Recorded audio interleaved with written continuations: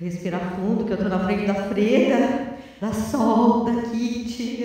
Olha, que responsabilidade. Então, boa tarde a todos. É muito bom estar com vocês, né? Bem aquele bordão da Xuxa, mas funciona, sabe?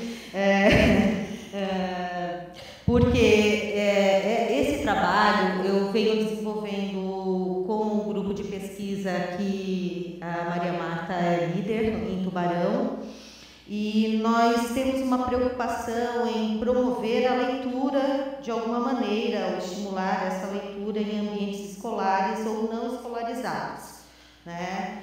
E nós entendemos que as múltiplas materialidades que estão aí concorrendo com a escrita também são muito sedutoras para esse processo e nos ajudam muito nesse trabalho, né? Principalmente das experiências que eu tenho no curso de comunicação social, que é um lugar que a imagem está sempre presente.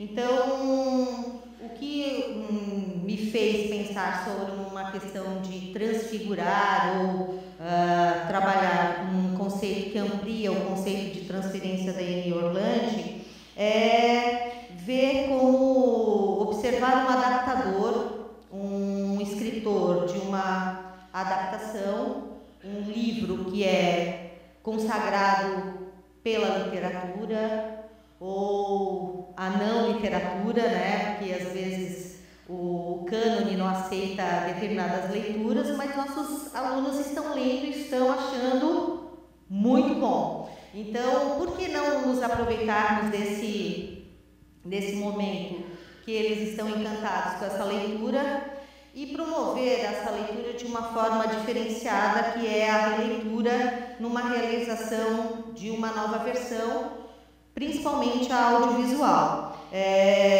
Isso me intrigava muito na época que eu fiz o doutorado. Essa é uma parte da minha tese de doutorado que eu fui orientada pela Silvana Serrani na Unicamp.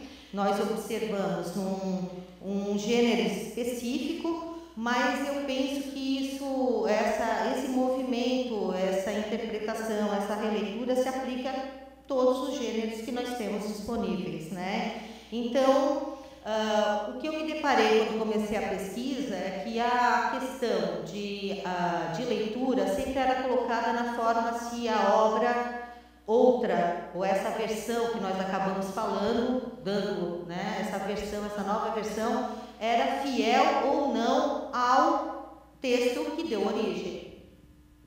E realmente esse é um falso paradigma, né? Porque sempre é uma nova releitura, é sempre uma nova experiência, é uma ressignificação quando você está lendo um texto. E principalmente quando você está pensando em outro discurso e outra materialidade que envolve a imagem especial, né? Essa minha atenção especial se dá com a imagem.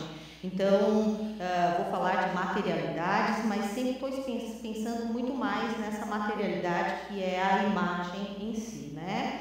Então, o Randall Johnson foi um dos pesquisadores que esteve aqui no Brasil. Ele analisou a obra de Macunaíma e ele já colocava em 82 que não valia a pena a gente pensar nessa questão de trazer uma obra para a sala de aula ou pensar de forma geral se é uma obra fiel ou não, porque não se trata de materialidades que são iguais, né? Elas implicam em outras interpretações, né?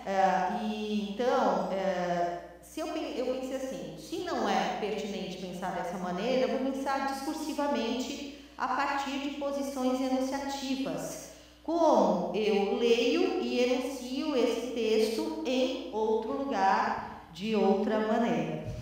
Né? Então, eu recorri à leitura de Dao Che Revi, né, que fala sobre as práticas. Ela pesquisou as práticas de reformulação da política, da pedagogia e da publicidade, e ela diz que se produz um discurso outro quando você faz isso, né? Que ela tratou como um processo de tradução.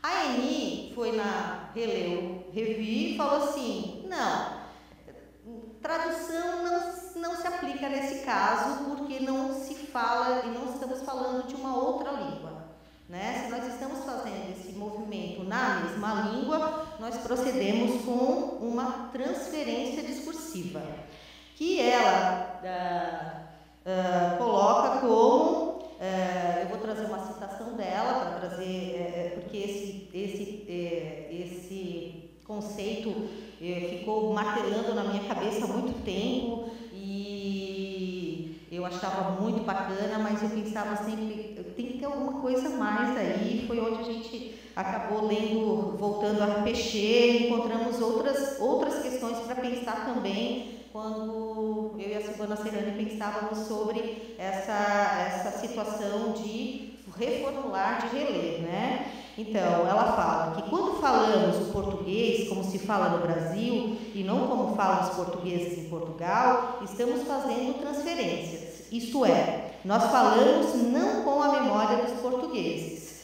mas com uma memória que nós constituímos em termos de nossa história. E por isso nós não falamos como os portugueses. Nós produzimos em discursos diferentes, nós significamos de maneiras diferentes. Quer dizer, há transferência quando você significa dentro de uma história e isso produz efeitos que permitem você elaborar essa memória, né? Então, para nós, ainda existia uma outra questão nessa questão de transferir desse lugar para outro, que não era simplesmente eu sair da escrita e reformular um outro texto que eu respondo ao professor, mas articulando a uma outra narrativa que está sobreposta nessas materialidades, que tem a oralidade, tem a escrita e tem a visualidade, né, nesse aspecto. Então, a gente acabou pegando o conceito do nosso querido Peixê, que é como ele colocou a história. Eu acho tão bonitinha essa passagem dele do como se, né? Como se fosse, né? Então, ele fala, segundo a modalidade do como se eu que falo estivesse no lugar onde alguém me escuta, modalidade na qual a incorporação dos elementos do interdiscurso pré-construído, articulação e sustentação, pode se dar até o ponto de confundi-los, de modo não haver mais demarcação entre o que é dito e aquilo que, a propósito do que isso é dito. Essa modalidade, que é a ficção, representa, por assim dizer, a forma idealista pura da forma sujeito de suas diferentes formas, da reportagem à literatura e ao pensamento criador. Ele está fazendo essa projeção mesmo das nossas criações nessas formas, ou nesses gêneros diferentes, ou nessas escritas diferentes, né, com funcionamentos distintos, desde a reportagem ao pensamento criador, falando sobre essa questão. Ele também falava de mise-en-scène, porque ele andou dialogando um período com o pessoal do cinema, e isso me chamou a atenção, né? Nessa mise-en-scène que se encena, né? E a Annie também toca nesse conceito de mise-en-scène, mas sobre o termo de encenação, né? Que seria esse lugar que a gente projeta essa visão, essa imaginação que nós temos desse outro, nesse lugar, dessa cena enunciativa, que a gente dialoga e coloca esse sujeito para conversar com a gente. Voltei ao conceito de encenação do Menguenot, que ele coloca que não é uma máscara do real, mas uma de suas formas, estando esse real investido pelo discurso. Trazendo essas questões e relacionando ao conceito de texto de imagem da Tânia Clemente Souza, que investigou o silêncio também, né? Percebeu que o verbal não dava conta do não verbal por questões de funcionamentos próprios dessa materialidade.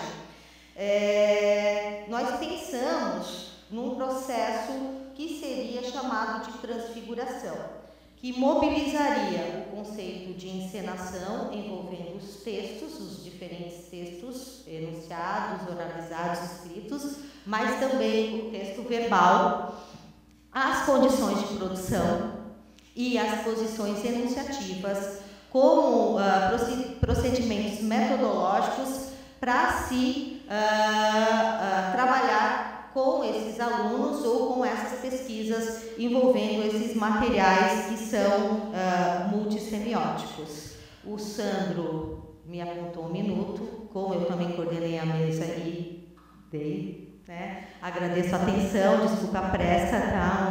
Um abraço a todos.